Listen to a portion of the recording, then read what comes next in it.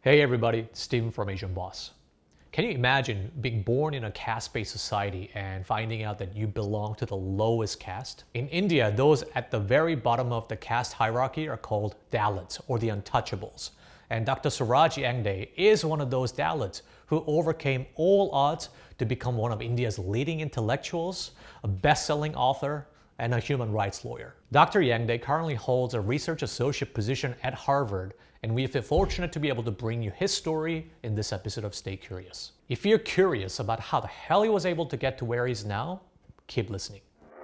Suraj, thank you so much for being with us. First of all, I really would like to extend my gratitude to you, Stephen, Mary, and all the colleagues who have made this possible, because as you know, I am not in one place and I have stopped giving interviews for the past 2 months. And when an invitation came from you, and I thought it's a responsibility for at least our audience in Asia, mostly Far East, to connect and to share the opinions and have a blissful dialogue from heart to heart. So I'm grateful for this opportunity. For those who are not too familiar with your accomplishments, I mean, you've done it all, right? You are a human rights lawyer, you're currently at Harvard, and a lot of people might be wondering about how you got to where you've gotten to, especially considering your background, which maybe many people outside of India might not be too familiar with. I'm talking about the caste system in general. For those who might not be too familiar with the caste system, what exactly is Dalit? Because you are from that caste, right? So Dalit is a term that we need to understand within the caste system, the divisions that exists. The top are the Brahmins, who are priests, and then we go down in a descending order. Then there are minority, but though priestly, the kingly, the monarchical groups, the warriors so-called. Then we have the merchants, and then we have peasants spread across majority of the population. In India, at least, there are about 600 to 700 million peasants population, which is considered, by the way, low caste. And off top of that, there is a fifth category, which is considered outcast, which doesn't belong to the human, so to say, ephemeral status, which are considered untouchables. Untouchables are now in population close to 280 to 300 million. And these are the groups that were considered impure. Their very sight, their very presence, their very shadow was considered so impure that you had to really take a ritual bath with a cow dung. So, pardon my French, but the shit of an animal was considered a more purifying factor than a human being's shadow, not even a physical touch. So Dalit, in this case, is a group that has been battered and has been oppressed for the past 3.5 millennia. And this kind of tradition is continuing. The delegation of caste system has changed, but the status of untouchables and their miseries, which is tied to the social osmosis of India's caste system and broader, is very much to the pittance of the dominant caste, the dominant groups who want to control their labor, their women, the child exploited, and it's basically comes down, as we go to the original point, of controlling the resources and then manipulating them, so you don't have a challenge. So caste system is an inflexible system, and the people who are born in the lowest caste have to live their life with the fate of dying into the doomsdom of where you were born and where you will die is not in your hands. But the caste system has made it that your birth itself is become a sin. And by that fact, you live a life of sin and you try to purify, just trying to impress the people who considered you impure. And this is where we are today, with a massive amount of population that is trying to overcome the standards of untouchability and other forms of discriminations. We want to get this right, but at least from our research, the caste system was officially abolished in 1950s or something like that. How accurate would you say that is? In other words, is it part of like an official legal system right now, or are we talking about the vestige of whatever remains of that initial system? That's an interesting question, Stephen. People don't really know that caste system was not abolished. Untouchability was abolished, but the caste system is very much intact because it's a system. I mean, if you remove caste system, India will not be India, or rather South Asia won't be South Asia, because the foundational structure of this whole edifice of a nation state is built upon that. So if you remove the caste angle, what do you have? You really have no skeleton, it's just a mass of body. And then what we see is this diluted beings will really create an order of a certain nature, where you will really have to reimagine people who are accustomed to caste to now come and ask them to rethink about their collective futures without this caste system. So caste system is very much intact. It is not abolished, but there are provisions in the constitution which highly discourages for one to not exercise caste, and there are various political as well as economic advantages given to the people so that they can rise up to the level. And this is basically what we call political economy of nation state. So they get the resources. Although untouchability is abolished, 50% of India, urban and rural India, in a survey, accepted to practicing untouchability. They accepted that they would like to treat a person lower than the dignity of an animal.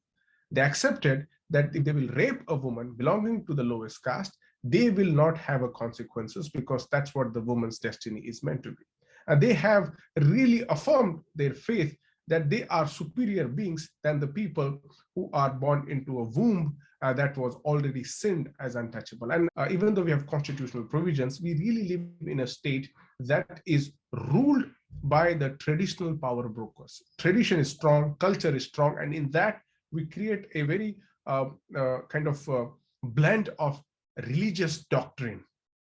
So what we call at one point, as the great Marxist Jewish intellectual from Britain, Eric Hobsbawm, said, he said, invention of tradition. Traditions have been invented. It was never a thing of tradition. People created by on the go. However, culture was always existing.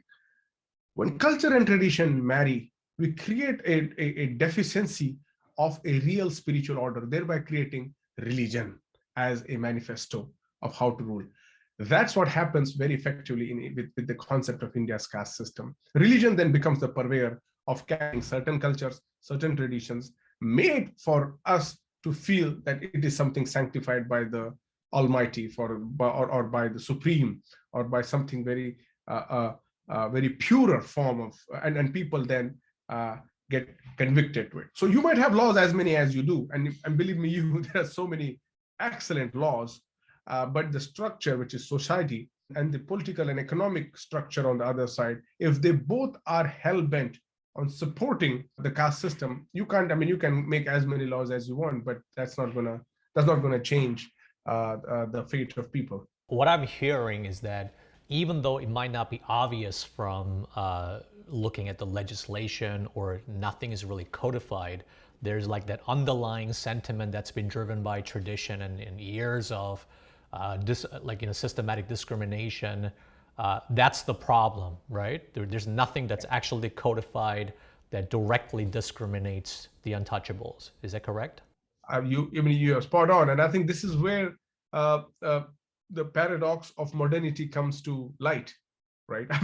We don't have conventions that will encourage such form of discrimination. We don't have any laws that will promote isolation. But what happens is, even though we have, let's say, in India, we have affirmative action or positive discrimination for people to get an advantage. But the people who are meant to implement are not the people who this policy is meant to, which means the ruling elite, the upper or the dominant caste. I call them oppressor caste because they're oppressors. And at times I call them criminal caste because they are criminals. So this oppressor criminal castes are the people who are in position of power. Now, even though you have a state level policy, the implementers are not your people. The implementers are your antagonists, historical antagonists of more than 25 generations. And so this kind of reminiscing historical fact gets rehashed and reintroduced time and again. And that's why I think, Stephen, although there is no law that discourages, we see everywhere in the world, today we can't talk about easily about such kind of, or let's say racism or any form. I mean, it's outlawed, but you still see it's been prevalent in each societies. And I think that has to do with the immaturity of our social consensus. And we just quickly jumped into forming a society before forming a consensus. Let's talk about what it was like growing up for you, because I think a lot of people are wondering how the hell did you get out of that system and got to where you've gotten to. So, what was your life like at the very beginning? You really want to just be alive next day, because there is a police that wants to harass you. There are the money lenders who want to harass you. Then, if you are mostly you're living in a rented house, so landlord is going to evict you. These are the circumstances that you see at house. Then when you go to school, you see your friends are there, you share your lunch and everything, but after school, they are not your friends. You don't have a relation with those friends because they live in a different neighborhood, they live in a different kind of bubble. When you really live across a society that is really supporting certain people who are not like you, but penalizing people who are like you. So all these observations really seep into it and really forms a kind of a gross experience. It's this bigger experience that you can't articulate as a child, because as a child you're innocent, you are just processing. What is this? You ask curious questions to parent. Why did this happen to me? Why did this happen? Why nobody showed up to my birthdays? Why nobody invited me to the birthdays? For example, my parents would say, they wouldn't even bother to say because the answer was obvious. But how do you then tell a child who is, let's say, in 5th grade or in 6th grade? Because parents are concerned that they don't want to give any negative message to the child, because if that fits into the 5-year 10-year-old, it might be a trauma for the rest of the life. So it's a very balancing kind of act. But for me, I grew up in this background, right? I grew up in a Dalit slum, so there was no escape. But the interesting thing is, there are people all like you around you. You don't feel different. Mm-hmm. It's only when you step out. That's basically an apartheid. You're happy if you're cordoned in your own group, if you are put behind the fence, so to say. But once you cross over, that's when challenge, and that's where the whole problem of today's even the global problem is. It's like Stephen should have stayed in Korea, or he should have stayed in one location. He should not traverse. He should not aim, because the moment you do, then I have many questions to ask to you, because we live in this immense insecurities. And so for me, as well as many like me, millions like me, the experience is almost similar, where your presence is not appreciated. And so how do you then go into the space where you already know you're not going to be appreciated? How do you then try to communicate or talk to people where the first thing they're going to do is judge you? You just need one experience of certain nature, and then your body then starts reacting to it. Your mind just internalizes it. And this kind of psychological violence that takes place creates a mini genocide into the mind of a creative genius, because the new ideas are just killed one by one, one by one, one by one. And that's why I call it a mini genocide, because you just exterminate all the possibilities. And then you have an entire generation who's so creative, smart, hardworking, but gone to waste because somebody just attuned your character. Somebody just stereotyped your presence. Somebody just looked at your name or your last name, which is a caste signifier, and made decisions that you would not be an ideal candidate. So you can tell that somebody's Dalit by their last name. That's what you said. Where they live. So are they kind of like designated a certain area to live in, and you're not allowed to go outside, or can you go outside? That's interesting. And I think those two answers, yes, but also the caveats go with this new explainers. Last name is your caste name. Mostly it's your village name, or it's your clan name, which eventually became caste. And I can easily identify, most likely. But also caste is locally rooted. India, 1.4 billion people. On top of that, there are 10,000 plus castes. And if you then make subcastes, which basically caste operates on a subcaste level, then you are really going into an atomic society, which really is present everywhere. So caste is very much local.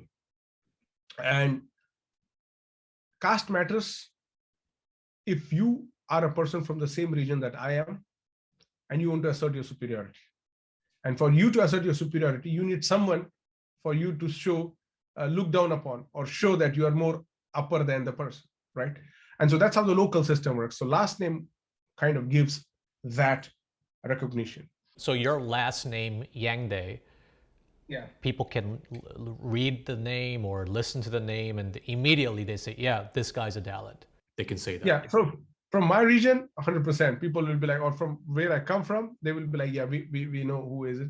But there are more obvious Dalit names, which you can't get by. There are like, these are designated lower job names, the jobs that we have. That's how they kind of got the names. It's interesting, in Germany, for example, shoemaker, bloody, the Formula One. But in India, that's an untouchable. That's the lowest caste that you actually throw your shoes at, and that person is sitting at the very small little shack trying to tend your shoes for 10 rupees, 20 rupees, and even still you're not satisfied. You're abusing the person. And in Germany, that guy is becoming the Grand Prix Formula One champion. So we have a very interesting contrast as to how job designations have really altered. And so I think, yes, the kind of caste markers are very much present. Not only that, then also your neighborhood, because slums in India mostly are occupied by Dalits, the native, the tribals, or Muslims, poor Muslims. Not so Muslims also have caste, by the way. Every religion in India has assimilated caste because people converted from this original caste religion. The areas that are rife with poverty, with violence, with thuggery, with drugs, prostitution, all of this kind of, and it is meant, and the ones who are not taken care of by the local government, heap of garbage. These are basically people who are the Dalits or people, Muslims, and they're very consciously made to look dirty, shabby, because the cleaning company doesn't go and clean the, sewers are open. I mean, my house was basically, literally in sewer, because that's how it was meant. And they would remove the slime outside and just put it outside. And so the slime would be literally lying on the street outside our door. And then you can imagine slime being the muck, it has really turned into dark, like black muck, thick muck, all kinds of diseases. We are prone to all these diseases, and the mortality is incredible. If you're eating a food, let's say you serve food, the fly that has sat on that thick muck in the sewer is actually also sitting in your plate. And then you have all this, I think I might have had typhoid like twice in my life, malaria multiple times, and diarrhea I don't even talk about. And it's not me, it's many people. It's not an exclusive Suraj story. It's a story of people living in that place. One incident I remember, there was a friend, a classmate, who was from the upper caste, the dominant caste, and his parents were physicians, doctors. And that was the first time I ever went to anyone's house in my from that caste, from my school. And so when I went there, and it was lunchtime, so I was also invited. And so I sat with, and there was like a big family, kids were eating. So they were served fruits, and it was like a very nice meal. But when they were eating, whichever fruit the kids eat, the parents would ask, okay, what fruit is this? What vitamins it carries? What is it known for? Where does it come from? Basic lessons. And that was the moment I was like, damn, this is the lesson that they are getting. And no wonder these kids, when they're going to sit for an exam to write on biology, they're going to have literally an upper edge to really describe. Whereas in our context, fruits were only certain fruits were available because they're cheaper. you can't afford to get, let's say, apples. Apples are like a luxury and stuff like that. Mangoes are also, so you get like a, bananas and stuff like that. But your parents are just like, they don't know the whole, what this, how much vitamins this plate carries, or what it is meant to do and all of that. So the basic lessons were also absent. I'm actually surprised to hear though that because you said that you went to visit somebody who's from a different upper caste, so you guys were allowed to mingle in the same classroom? Yeah, classroom is no problem. I mean, one of the excellent things about education system is it has democratized people. However, when you sit in the class, when the teacher organizes where you sit and where you not, Oh, so it's kind of separate. Yeah. What did your parents do to make a living? In other words, how much were they making per day, let's say, as an example, like on average, in order to just get by? My father is only 9th grade educated, so he didn't even, couldn't go through. But he was the one who actually read the Marathi translations of Einstein's biography, Leo Tolstoy. So this guy was reading some of this, and it's a very small room.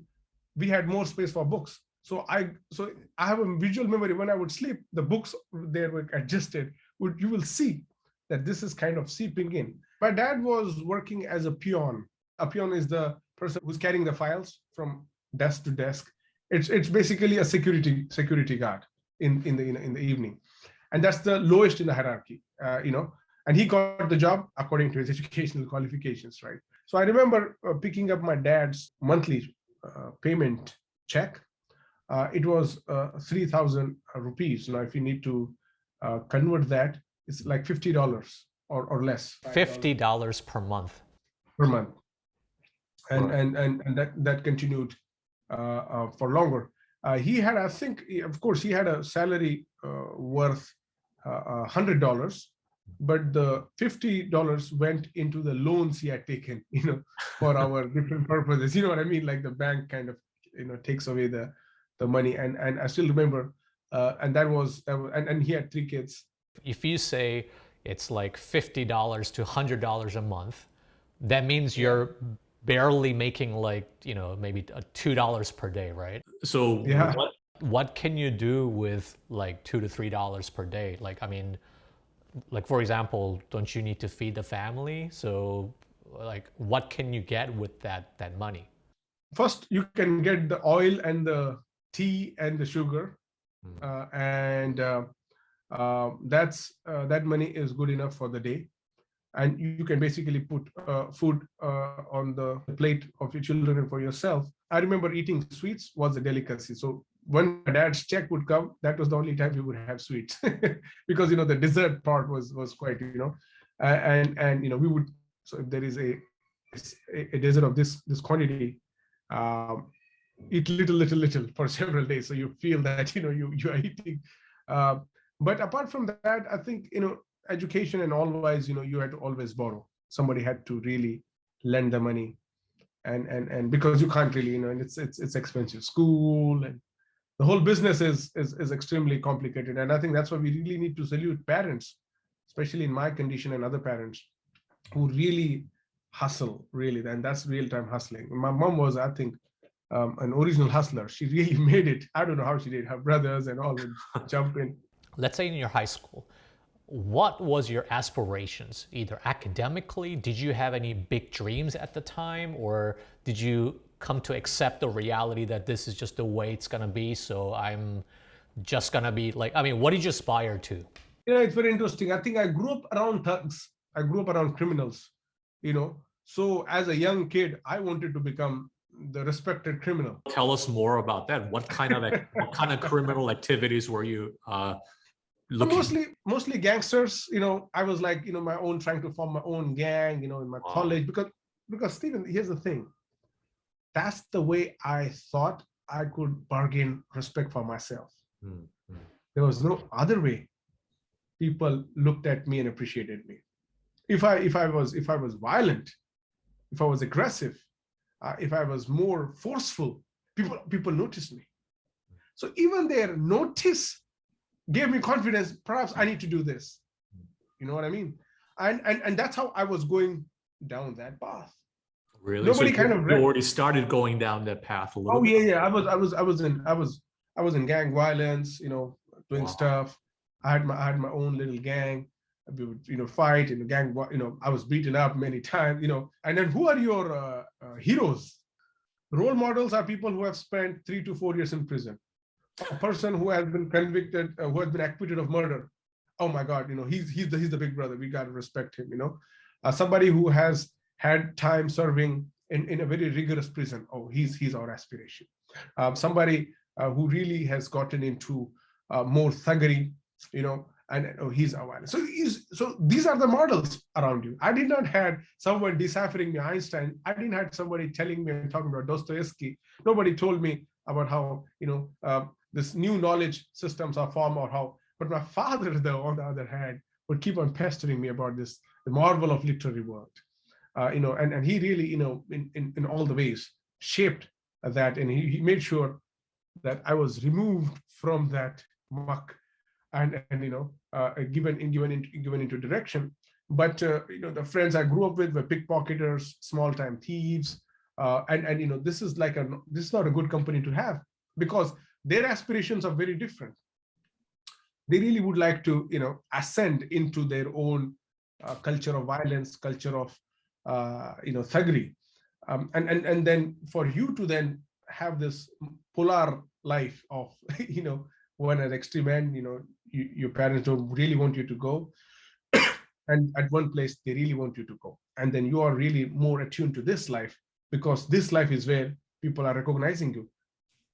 This life where I was being, let's say, more sharp in my analysis, or in my sports and all, that was really appreciated. Even if I was good in speaking, writing, painting, whatever, little activities, all you need is to say, recognize the little talent in whoever has, that person will shoot into a different direction. But the quality that would take me to the path of a established civility was not really much. It was almost like, dude, what are you doing? So where was your lowest point at that, and what ultimately made you decide to get out of that lifestyle? I think it really needs a kind of a philosophical exercise to decipher this, because it's not a simple answer, Stephen, to be honest with you. One could really write an American dream story, it's kind of rags to riches, and just pack your bag and go. But I think it's not at all the story of kind of changing the path. It feels like I've never stopped being on that path. The kind of gangster for justice is still alive in me. The idea of the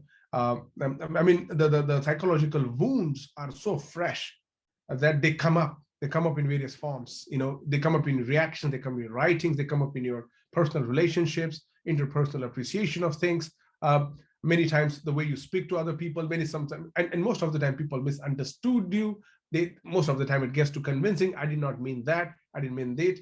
So I think this part of me trying to reconcile or trying to explain people explains that part has really not left. People are still judging me. There are complaints going to my university president. Harvard president receives regular complaint against me. Sometimes it's called for some reasons. Some people don't like it, and some friends, some people in a different movements don't like it. So there were two principles that I at least followed in my life. I never went to drugs, smoking, or alcohol. Never did that. Second is we always said we'll never do anything that is considered illegal. People did. I was never party to that. I really maintained my distance, and I don't know how that happened. Perhaps it is the influence of my father, I guess, or the family environment we grew up in. The low point in life was actually not one. It's a series of episodes that really tell you this is not good, and also the experiences of not belonging. And somehow inside me, I knew, there's going to be a spark that's going to be lit soon. I didn't know how it was working. I don't know how conscious it was, but it was going to be. But again, my aspirations were not what you see today. My aspirations were very low, and they started to grow as I started to realize the potential in me. And to realize the potential in me, I really needed to go to law school to really realize who I am. It's almost like waking up, what the hell I was doing. Maybe this is what I want to do. And I think then once I got into college, then it was never a stopping point. But then, yeah, that's the part, right? Because how do you go from like a gang life to getting into law school? I mean, there must be some sort of a transition there. I know. All right, I'll give you one. So when I was in my high school, you realize that if you don't get educated, you're doomed to the life that you have been from childhood. You have no other options. And because I went to good school of the town, I had people who were doing different stuff, but they were not in my contact. So the friends who I hung out for entire high school life actually deserted me and stopped hanging out with me when the exams and all were there. So I was all of a sudden, they would not answer phone calls. I would call them, and it was like an interesting experience, because you are the guy who you're hanging out with almost literally every day. These are your friends, and almost during exam times, they're deserted. Then you realize they think your influence is bad on them, and their parents think, and so when I gave the exam, they failed, I passed. Of course, later they confessed, our parents said not to hang out with you because they were afraid of results, and as these things were happening, you realize slowly, for me, it became so apparent in my life that I had friends from school only in school. Outside school, they were not my friends, because we rarely had opportunity. They rarely came to my neighborhood to hang out. I was rarely invited. As I told you, I realized way later that they had sleepovers at each other's places. I was like, why was I not, informed about this? So you already know you are marked. You are just friends in the class, but the rest of the time you're alone. So the best time I had ever was in my school, because there you had friends. My attendance was 96 to 97% every year. I did not want to stay at home. I wanted to go to school. I was desperate about it. So I think this kind of experiences really marked and kind of club. But as I said, it will need more understanding of how this stage came to be, how I went from from high school to law college. My dad drove me, because I think he saw that he's not going to do good in science and all the other subjects because he's not into it. And I think that move already happened when the results came, when I got lower marks, and you see other people are actually progressing, but when they're progressing, they're not even taking into account that you are perhaps their friends. So I had only 2 to 3 good friends, and I think they stayed with, but other, it was just a kind of a fluke and fling. But did you always feel like you were smart in that if you decided to study hard, you could just get good grades? And did people that are probably bad influence for you in the same gang or something, did they allow or let you study? Or did you have to kind of study in your own time? No, man, that's the point. Like, I didn't have a study room. I didn't have nothing. The whole concept of studying and all, it was very alien. Because when you come home, the kitchen is right there.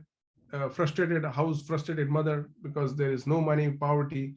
The house is leaking, it's raining, or if it's summer, it's baking. It's a tin shade house. It's a very frustrated situation. And then, as I described, the environment was not good, and that's why I'm very insistent on changing the metrics of merit, because merit is not what you do in that 3-hour exam.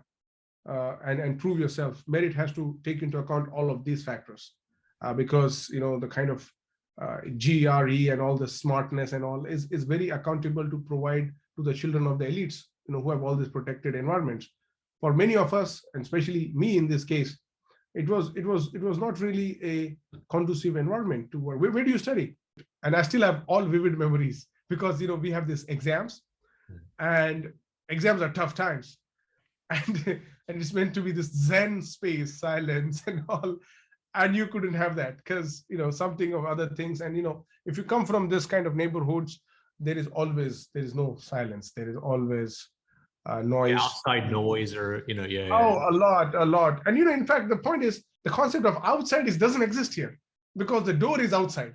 Meaning, if you open the door, it's outside. There's no concept of, the kind of barrier or cordon don't exist. And this was really a realization that,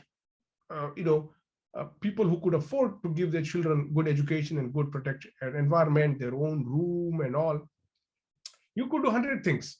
But here you are sitting in one corner of a room, which is occupied by 4 other people apart from you. And 4 people have different interests. One wants to watch a TV, one wants to play a video game, perhaps, one wants to just read newspaper, one wants to cook. And you are really trying to focus and study. Yeah. If that is the environment, how the hell do you feel like studying? I mean, it will be extraordinary for a person to really come up with the idea of, now I want to study. You know what? You do this, you do that. I'm going to be this monk who's going to be going into, it's not possible, and your mind gets distracted so many times that you barely have interest. And that's why, many people in these circumstances have a very short career of full potential that they could unleash, right? And which is unfortunate. Any reasonable person under those circumstances, they probably cannot focus. They don't feel like studying, but you somehow did, right? That's how you're able to get into law school. So how did you do it? To be honest, when I passed my high school, I got the lowest percentage of mark that you can get, but I passed. But I passed, and law college accepted me. I don't know why, and it was, and though the law college was in my hometown, literally like 15 minutes, 20 minutes ride.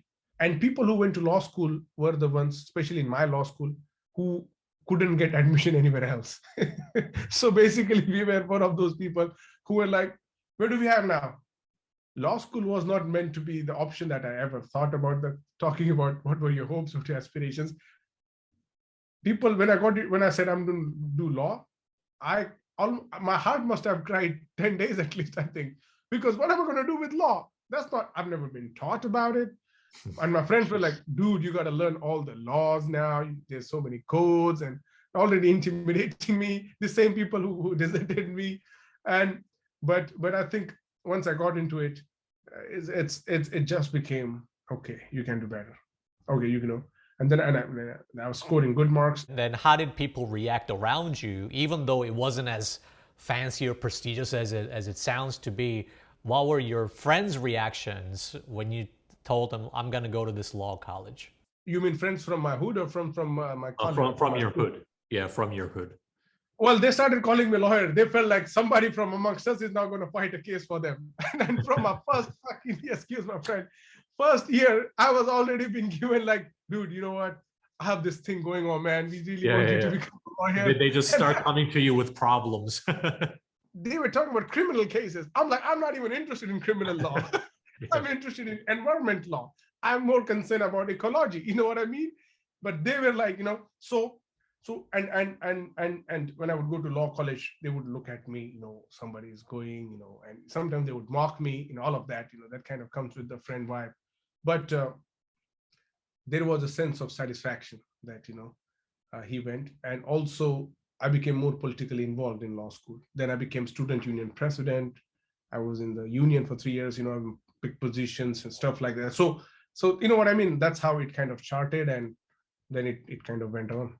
And people in the law college, did they know you obviously from your name, your last name, but they knew you were a Dalit. So how were you treated in college? It was no different, to be honest with you. In fact, that was more feudal in a sense, but here also, I could fight back because I became the student union president, so I had the the kind of a muscle and strength to kind of deal with it. But the professors and all were not really friendly. They really penalized. In my law school final year, I when I graduated, I was the top third in the merit ranking. I graduated with a merit. But the story is, I could have become second or even first rank. But in India, what we have is, you have one exam that is totally prerogative of your professors. You give an oral exam.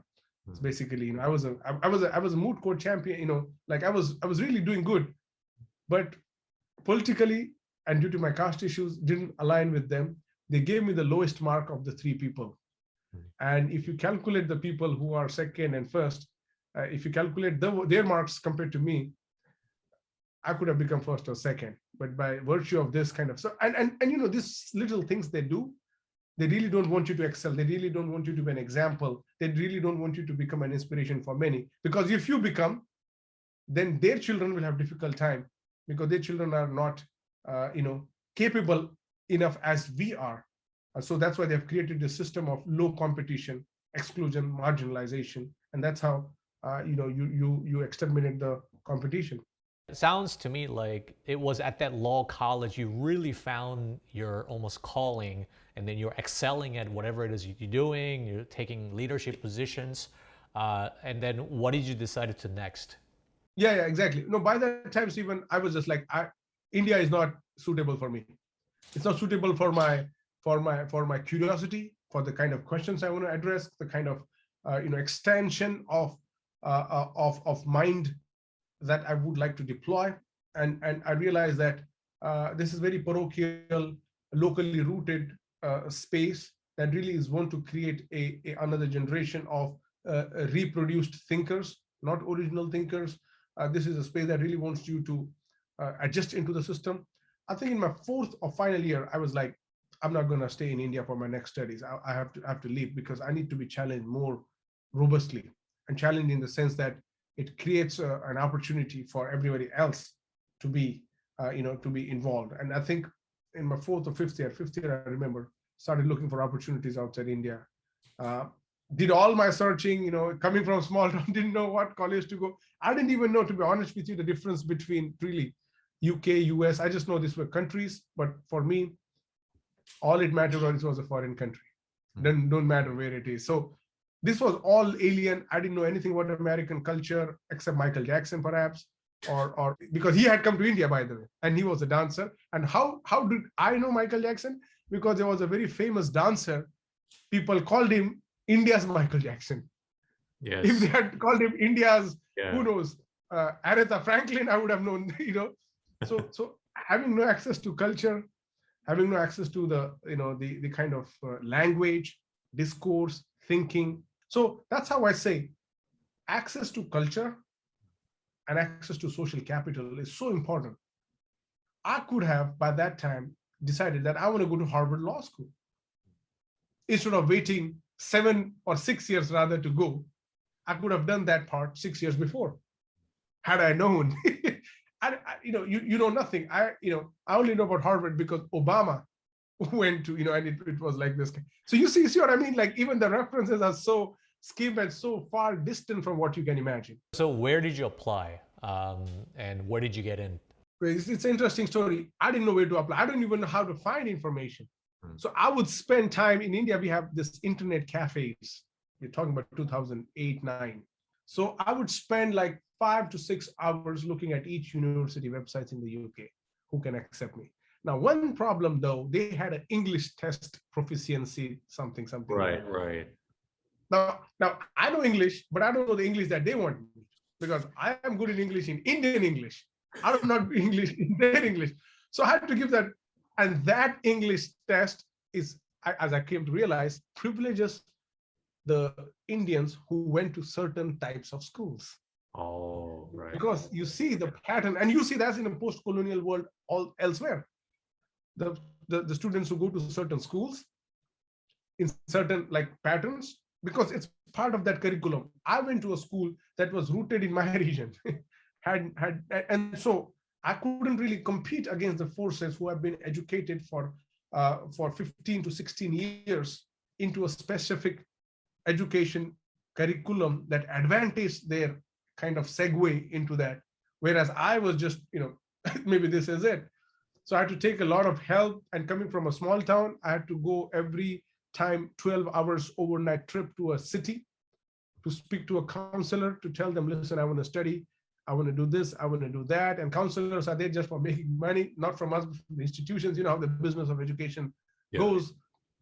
And then finally, they said, we can find you one university based on your scores. Your academic scores in law school do matter, but your English proficiency matters the more. And then I got admission in some university in UK. For I wanted environment law. They gave me human rights law. So it's closing enough. I wanted to become an environment rights attorney. Basically fighting for the ecological rights. And things happen. And then after law school, I mean, of course, I got a full scholarship. And after law school, I worked in the United Nations, and then they decided to do a PhD. And that's how the and then you realize, oh, the world is bigger. It's not this. Maybe I need to do much bigger. So what is the bigger avenue? Oh, it is Harvard. Let's go to Harvard. Yeah. It's funny because like you're a PhD, you're a doctor, but then people looking at you right now will be like, nah, he looks way too cool to be an actual PhD. Do you get that a lot? Many times it's very funny because I had my PhD when I was 26-year-old. Wow. I finished when I was 25 because they took 1 year. So I was by 25, I was already having a degree that called me doctor, right?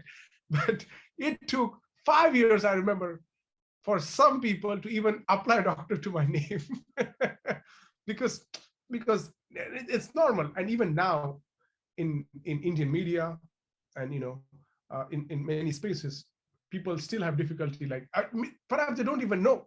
Good meaning people. There's nothing. I mean, I don't care about all these titles and all, but people still have like they still don't know. They still don't know what it is.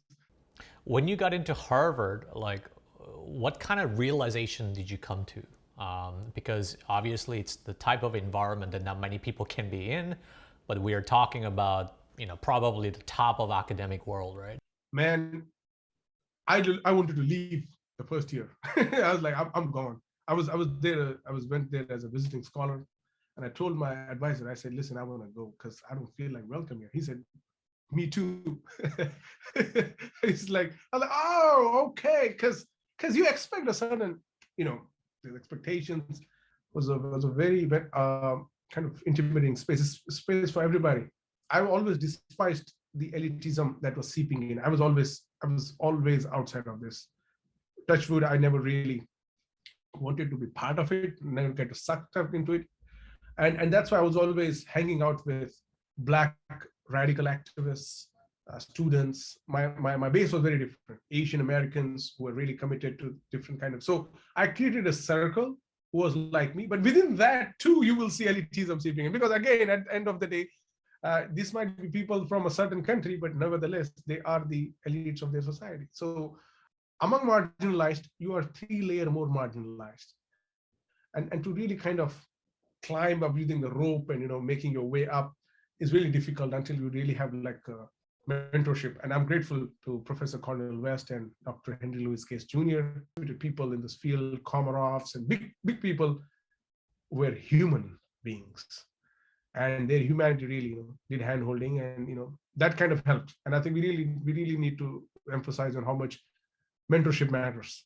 It really was life-changing for me in many ways. When you returned to India, your home basically, what was the reaction by the people in your neighborhood? I mean, to be honest with you, they don't know what I do because it's beyond the limits, beyond the ambit. It was like me. I remember, here's the incident. I keep telling this. I remember telling my mom, I said, Mom, I think I might go to Stanford, Oxford, Harvard. And she said, the next thing she says is, okay, so did you have your lunch? She couldn't process. She's like, dude, I don't know what the hell you're talking about. I don't give a damn, She even still doesn't understand. So right now what I did is for her to kind of get in terms, I'm writing a column in the language she reads for a newspaper in my region in Marathi. So now she can come up to the speed of some of the things we do. In my neighborhood,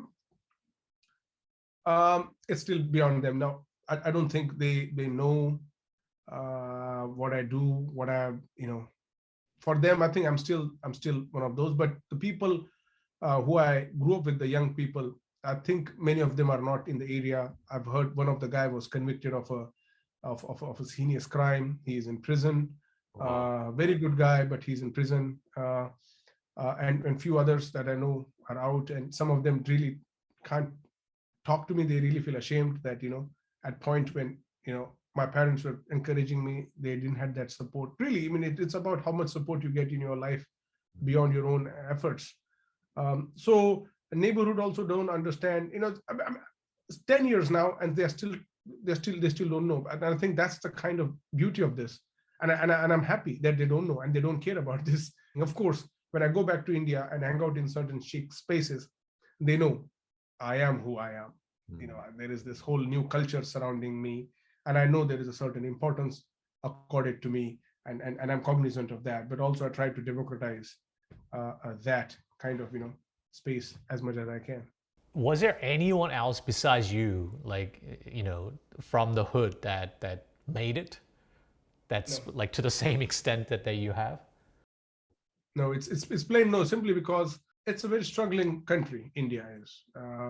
Although after I left, the first thing I did was to encourage people from my hood to get into good colleges across outside India. And now we have a project, especially now Harvard students from the Kennedy School and across. We started a new initiative to encourage students from the marginalized background so that they can have at least this aspiration of getting into Columbia, Harvard, Ivy Leagues, Berkeley, wherever in the world, Oxford and Cambridge. So I started doing that the moment I left India, because I thought this needs to be shared and people need to be told. Not from my neighborhood though, from my city. At least there were two from my class who actually went to study abroad and kind of pursued that. From my hood of about 15, 20,000, no. Some people left the hood and like they went into law, medical school, some went to engineer, but I think I can count 3 to 4 only in my knowledge, and still these people could make it because they had a parent, one of the parent who was working, who had like a kind of a steady income. Majority of the situation is not like that. They are wage laborers. They are working on construction sites and waiters and all of that kind of jobs. If we're talking about the situation of Dalits right now and not 10 years ago when you were growing up there, has there been any improvements in the condition in which they live? Yeah, because we do want to be careful and so as not to characterize the entire Indian society as being oppressive towards Dalits, because what about like in big cities like Mumbai or New Delhi, like is it just the rural areas we're talking about? No, I think, and you really make a good point. I think I want to, one of the things is we really need to understand that this is a structure, and structure really is different from what we identify as culture.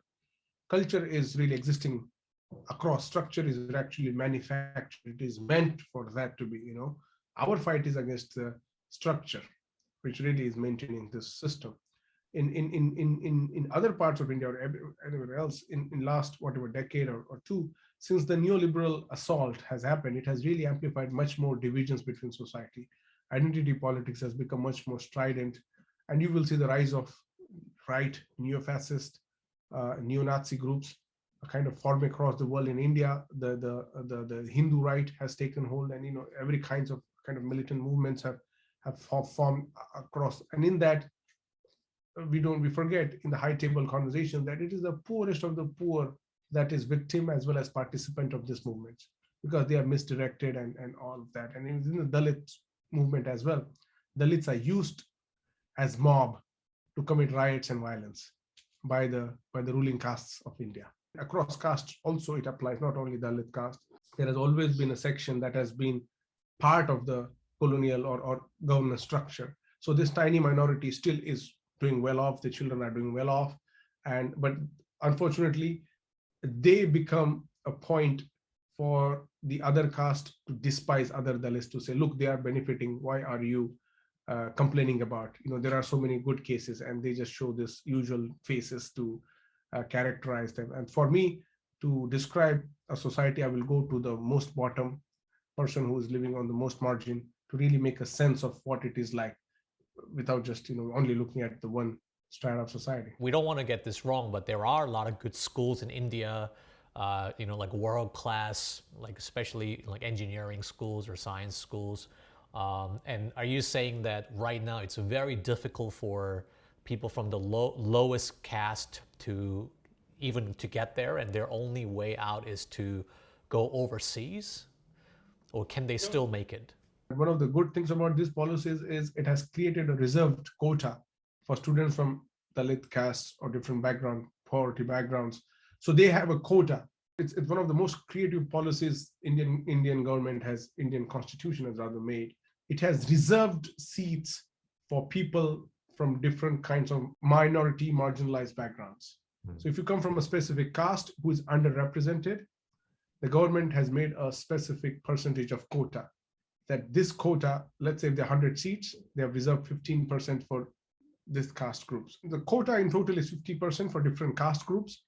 For Dalits, it's about 15%. So 15% seats nobody can take. It's only belonging to the Dalit people.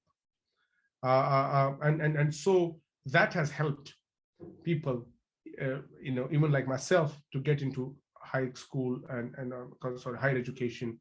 But as I said, it's not filled. The quorum is not filled. So you could make an argument that the government is actually at least doing something, but are you saying that it's not being really implemented in practice because the quota is not being filled? And if not, why isn't it being filled? Precisely, government is bound by the Constitution of India. It cannot go beyond. So government has to do it. However, government appoints people to implement the policy depending on their political origins. Most of the governments, or all of the governments since the India's independence, have been Brahminical, dominant caste, anti-Dalit. They savor on the oppression of Dalit life. So these people are the ones who are appointed to implement, or the people to design the policies. What we are asking for is change those people, replace those people. We will get into it. Like, for example, when Nelson Mandela became president, the first thing he did is, replace it all with his, from the white ruling class of the Afrikaans and the English, with notable black intellectuals and all. And they did something for their people. Did the experiment work to the fullest extent? No, but it really created a space for people to grow. That has not happened. And so that's why I'm saying we are hitting back on government, as well as the people who are in positions of power, who are showing to the face, this is paper, I'm doing it. But in actual, in bureaucracy, especially red tape, you know how nasty it gets when it comes to actual work. What are the practical limitations of the Dalits when it comes to entering into schools? Because they will say, yeah, you're right. We're doing everything we can to admit these students from the lower caste. But how is it not being filled? Isn't it quite simple? You just fill it, right? Precisely. And here's the thing. Government even made a policy because Dalit children are basically children of construction workers or farm laborers. So the parents take the children to work because they have one extra tiny hand. It doesn't matter how small it is, that can get some wage of maybe 50 cents or 30 cents or whatever of that day's labor. Government made a policy that they will offer free meals for students who will go to school. At least that, so with the aim that it will encourage people to go to school. But what happened was, in the school, in the free meal program, Dalit children are asked to sit outside the class when they're eating the food. Really? Imagine that innocent child of 5-6 year old sitting outside with a plate, waiting for that food to be dropped in his or her plate, while rest of his classmates are sitting in the class in the nice shade under the fan eating the food. That's how you see situations get toxic from the childhood dreams of going into school. Why would they do that though? They belong to lowest caste and they can't mix with people other castes because they are lower and they're impure. And the parents of the children who are belong to dominant caste have an offense, because these are the people whose children are also farm landlords, feudal lords. These are the people who are money lenders, and their workers, rather their serfs, their children are also sitting in the same class. How is it possible? It's really kind of hurting the ego of this maniac casteist society. So they really had to create something and really insert toxication into the mind of their children. And that's going on as we speak. That's what you're saying. Oh yeah. It's very sad. Most of the time the parents don't send their children if the teacher is a Dalit, because there is again a kind of prejudicial content. And now imagine if a child is mistreated like that, Any person with little consciousness will have worth dignity. You don't want a dignity to be tarnished. Doesn't matter how old you are. A child agitates, even if it's an infant, if it feels, disrespected. So you really need to develop this kind of a psychological prowess. Many people don't do. That's why there is suicide rates among Dalit students who go to school and colleges, and they can't just make it because it's just a traumatic experience. And very few kind of make it through, but they just want to live by. That's how you see 81%, there's the statistics, Dalit children are in primary school. By the time they're going to the medium school, middle school, yeah, they are 60%, 20% are dropped off. Drop off, yeah. By the time they go to high school, which is very interesting, their percentage becomes 43%, from 60 to 43. From high school to college, you go, it becomes 23%. And university, it's less than 3%. So you see how this graph is working. So, and then you see the seed of exclusion is already planted in the so that means parents from Dalit community are sending their children to school in huge numbers, but children are forced to drop out because of such kind of mistreatments they get, of course, among other cumulative issues of poverty and all kind of seeps in. Speaking of human rights and dignity, I think we cannot avoid discussing a serious topic of sexual abuse against women, because we actually interviewed a group of Dalits about 10 months ago when there was this like a massive issue of gang rape. Yeah. We wanted to hear directly from a group of Dalits, and then they said that, on a daily basis, there's all sorts of like sexual abuse and rape going on. Do you have any like personal stories or experiences what you may have seen, heard, that you could share with our viewers? Most definitely. See, caste system thrives primarily on the body of women, and mostly Dalit women. So when we talk about caste system and oppression, we really cannot overlook the impacts on the body that is sexualized as women, genderized into a context to be exploited, abused, raped, and then eventually pillaged and committed into murder. Every day, by the time you and I go to bed, 10 Dalit women are raped somewhere in India. And that's just a government statistic. If you really do it into a statistics of, proper representation, we have suspicion it might be threefold, even fourfold for that matter. Because as you know, incidents of sexual violence are not reported. Women don't report because of the honor they have and the kind of shame it will bring. And many a times the women who have been raped or who have been abused don't speak up because they are their owners. If they complain, they might lose the job. There is a lot of an industry of such abuse predicated on the bodies, on the fragile, vulnerable bodies of women, and especially Dalit women in rural parts of India. And many times the women are being sexually abused by the priests in the temple.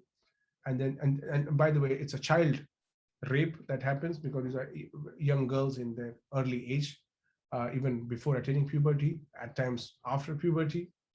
And then they are declared as the children of gods, treated as something who are devoted to the ritual of goddesses. But at the end of the day, they are just being used as the instrument of sexual, desire for these thugs draped as priests, the Brahmins or the dominant caste, the owners of these resources in India.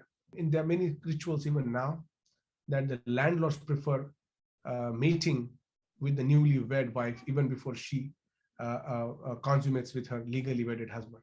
You see this happening, like, in our neighborhood, there was a woman who was single, mother trying to raise a family and all, and you would see the money lenders and all would literally, we all knew that, it was such a disgusting state of, to see. But also, if you go on working sites, you will see women are the most potent target. If you're a manager or somebody who is your subcontractor, if you want to do that job, and you literally have traveled 3,000 miles from a very poor, small village, probably for the reason you were, your entire community was ostracized or beaten up, or an arson committed, houses were burnt, So you really like you're a refugee. That's why the refugees in India are the Dalit refugees who are moving across the country just to get by.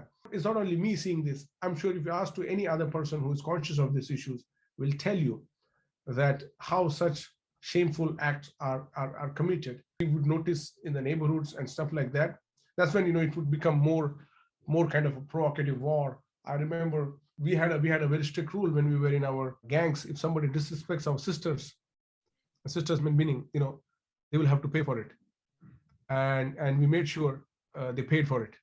And I think one of the things of this, and that also offered a confidence to the girls from our areas, because if they know if she's coming from here and if somebody does something, we could up our sources and energies to do that. Interesting. So part of your gang activities were pretty much like, I don't know, bashing up guys who do bad things to women or something like that. At times it wouldn't even come to bashing them. We just had to call them and then they would be disciplined. They just know who's on the other side of the call, and we just tell them okay, and next day that person would not even walk on the street for a few days. The message is delivered. Sometimes these things work. Wow. And you can't really go to the police. I mean, does the police do anything? Oh man, police is anti-you. Police is not the safest place to go. It's very interesting. I remember an incident. I had a friend from Austria, and she had some issue, and she's like, "Let's go to police." I'm like, "Whoa, back up. What do you mean going to police?" She's like, "Yeah, because the police she's used to in her country was basically you go, you complain, you lament, and then they kind of take an action and stuff like that. For us, if you go to police, they're gonna catch hold of your throat first. Why the hell did you go there? What wrong did you commit? What were the possibilities that you would not have done this? Maybe you're the mistake." And so there was always a police van outside my colony, almost like a permanent. They had a semi-post, and so police was not the most reliable force for us, and I don't think that confidence even continues now. And again, who is the police? Who is the individual police? Who is what kind of society, what kind of community they represent? That really matters. So structurally, what can be done to, I suppose, equalize opportunities for the Dalits? What needs to happen in order to, I don't know, give like a fair shot to the people who belong to that caste? We are saying redistribution of resources. I'm very particular in that. India is a wealthy country. It's not a poor country. You have of the top 15 billionaires, 6 come from India. How is that possible? So we have an enormous amount of wealth there. It's not redistributed.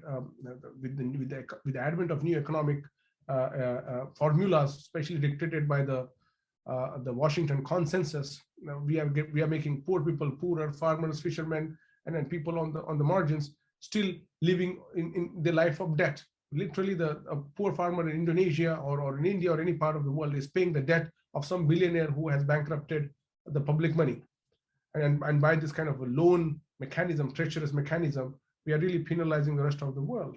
In India too, what we're going to do is we're going to pay attention. Dalit as not only a constitutive subject of India, but a subject of the world that is part of a global economy.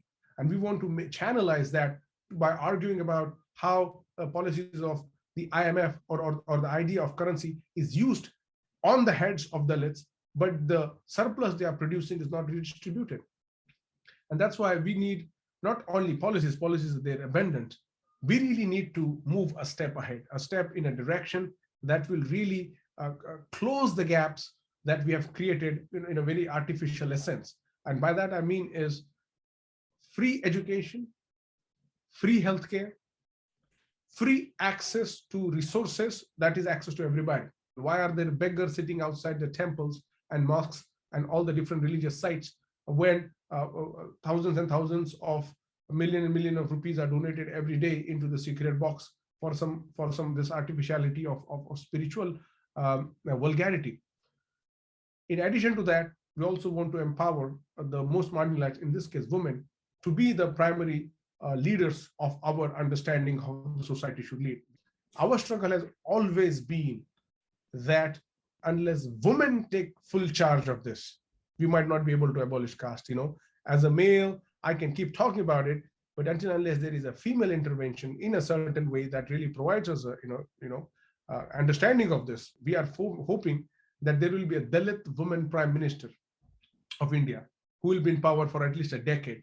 So under her leadership, maybe we will have a newer vision, a newer craft, and maybe a collective future that eventually, Stephen, you and I will talk about as to the ramifications of what a new politics is going to look like. But by the same token, isn't the current prime minister from the lower caste himself? Oh, that guy's liar. He's a stupid guy. He just made up himself. He comes from the upper caste, but when he was in power in his state, he converted his caste into becoming lower caste. He just made a policy adjustment, but in reality, he's not. I mean, that's a huge statement right there. No, it is proved, because when he was a chief minister, he comes from the caste of almost Gandhi's caste, and he comes from the same state. But because he wanted to become prime minister, and if you want to become prime minister, you want to become lower caste, because the majority votes are from lower caste. And so he changed his caste status into becoming a lower caste, because it's a government gazette that you can change. And he was a chief minister. He converted his own caste into lower caste. And that was revealed by the people in his own state. And his original caste, we all know the background. There has been extensive survey, and he's a liar, a pathetic liar who lives on this kind of false lies that he kind of spreads across for people to believe in. I mean, right now there's no way for us to be able to verify or fact check this statement right now. So we can provide you, of course. I mean, most definitely you could provide a link. And this change of status happened when he was the chief minister of his own state. So it's not very old. It's very recent. And people who do investigative journalism have also revealed, but more importantly, his own political rivals who are from his state have also exposed. But that's not a big deal to sort of provide an evidence. It's well known. So the bottom line is that we definitely want to improve the lives of the Dalit, who are largely, forgotten. I'm pretty sure they don't get the kind of coverage that they deserve in the mainstream media. And we think it's really good that someone like you, who pretty much overcame all odds to where you are. I mean, we haven't even talked about your best-selling book, Dalits Matter, and then your career as a lawyer. So I'm sure we can get into that at some point. We have a very, smart and curious viewers and listeners from all around the world that are not just from Asia, but also from the Western world. And, it's these type of authentic, raw insight that they really appreciate. So what do you wish that they knew about the current situation regarding Dalits? I think they just should know that they should look out for more of such in whichever spaces they occupy. If they are working in any company, if they're working in any spaces, in whatever, ask, where are these people? Where are Dalits? If they are not, what can we do to create an access to them? Let us create a space of equal opportunity. Let us create a space of having more of collegial, harmonious environment for more diversities to kind of, thrive. But also, let's remain committed to the cause of people who have been striving and fighting against the system for more than 3,000 years.